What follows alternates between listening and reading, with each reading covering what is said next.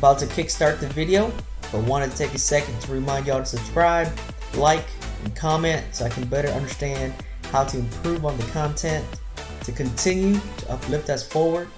Alright y'all, thank you. Let's get straight to the video. What's up? Hi everyone, I hope you're doing well. Positive Leo here. The weather is beautiful in Chicago today. I hope the weather is good where you are so that we can enjoy time with our families. And as always, I'm sharing positive stories today to really uplift you, uplift me, uplift us forward. Let's make it happen. Story number one. This is a great story to start the day. Let's go to England, where Vicky Patel surprised fiance Rebecca Chowdhury the "Will you marry me?" question when they were at Lake Windermere, which is England's largest lake. Now, in measurements, according to my research, it's 11 miles long in length, a mile at the widest, and the depth of the lake can go as deep as 219 feet, which is 66.7 meters. Let's have that in mind. So Vicky and Rebecca are in bliss, of course. She said yes, right? As they are on the trip, 2 days later, she was standing at the pier, and she was about to get up the ring, and it's a pretty big ring, slips forward, 2 meters forward, and goes right into the lake.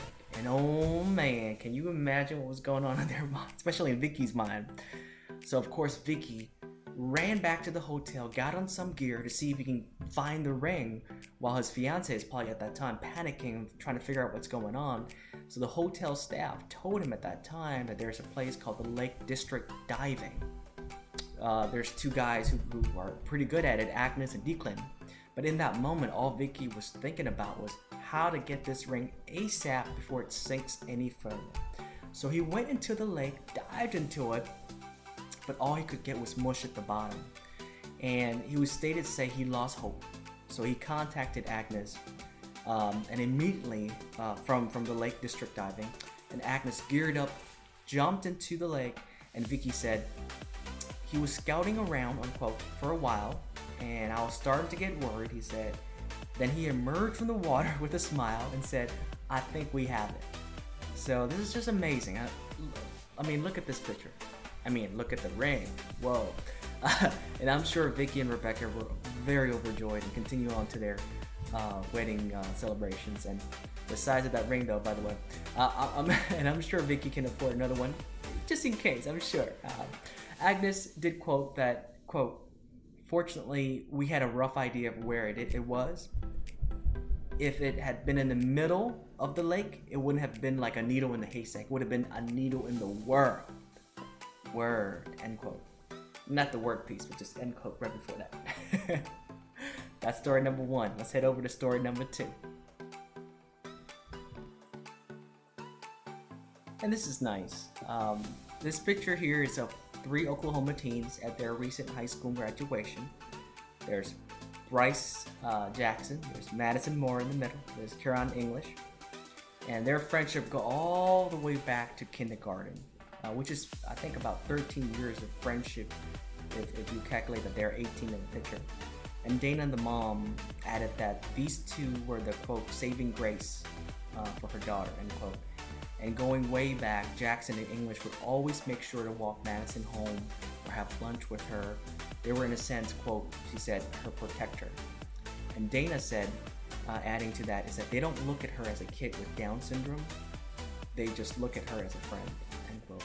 And that's just awesome, And Dad also added in that these 2 fine young men have watched out and have been friends with my daughter since kindergarten. And I just think this is just beautiful. Thanks, Bryce. Thanks, Kieran. Thanks, Madison. Happy graduation. Make it happen.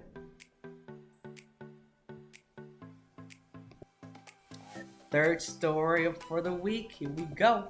It's a good story as well. Bryson Lemon, 8 years old boy in Virginia, has a puppy dog named Bruce.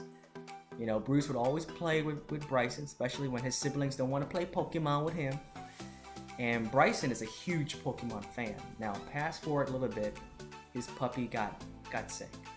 And so the family at the time didn't really have a lot of money to afford treatment. And Bryson was like, I gotta do what I gotta do. So he took his favorite Pokemon cards that he loved, as seen here in the picture, and started to try to sell it to save money for his puppy. the picture, I'm sure a neighbor took a picture of it and sent it to Kimberly, his mom, where she posted it, I believe, on GoFundMe with the goal of $800, and it went all the way past $5,000. Amazing. Now, of course, the puppy Bruce got treatment, reunited with Bryson. But not only that, Pokemon employees located out of Bellevue, Washington, heard about this story and sent Bryson a huge package of rare Pokemon cards, not even available in stores. And then there's a card within that package that says, quote, "Hey Bryson, we were so inspired by your story about selling your cards for your dog's recovery. You know, these are some cards to help you replace the ones you had to sell." End quote. That's an awe moment. Thank you. Appreciate your Pokemon. For me, I'm always a Pokemon fan as well. Pokemon. Have a great and wonderful weekend, everybody. Till next week, we'll talk again. Peace.